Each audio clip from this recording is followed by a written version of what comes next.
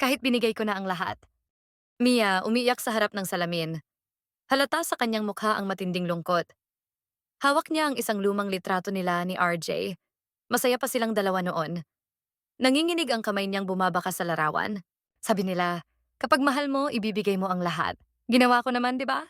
Dahan-dahan niyang hinahaplos ang mukha ni RJ sa larawan. Unti-unting tumulo ang luha sa pisngi niya. Pero bakit ganun? Kahit binigay mo na ang lahat, hindi pa rin sapat?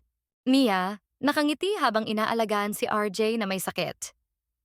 Siya, nagluluto ng paboritong pagkain ni RJ kahit pagod siya galing trabaho. Si RJ na malamig ang pakikitungo kay Mia habang si Mia ay todo effort na i-cheer up siya. Mia, nag-aayos ng surprise anniversary date. RJ, late dumating at walang pakialam. Ako na lang palagi. Ako ang nagbibigay, ako ang nag-a-adjust, ako ang lumalaban. Mia, nakatayo sa isang sulok. Kita niya sa malayo si RJ. Kasama ang ibang babae. Masaya silang naglalakad, hawak kamay. Nabitiwan ni Mia ang hawak niyang paper bag na may regalo sana para kay RJ. Nanginginig ang mga kamay niya. Hindi siya makagalaw. Parang huminto ang mundo niya. Akala ko may tayo pa rin. Pero ako lang pala ang naniniwala. Mia, nakaupo sa kama. Walang luha sa kanyang mga mata. Ubos na. Isang malalim na buntong hininga ang kanyang pinakawalan. Wala siyang ibang kasama, kundi ang sarili niyang mga alaala. Ginawa ko ang lahat.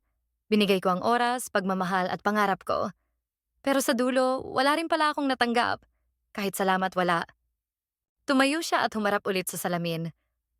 Pinagmasdan niya ang sarili niya. Pero parang hindi niya na ito kilala. Paano mo ako iniwan? Kung ako mismo nawala na sa sarili ko. Lampasin ang susunod na episode. Kita-kits tayo sa susunod na episode mga ka-Dream Chaser. Nagustuhan niyo ba ang episode 1? I-comment sa baba ang inyong mga reactions. Salamat.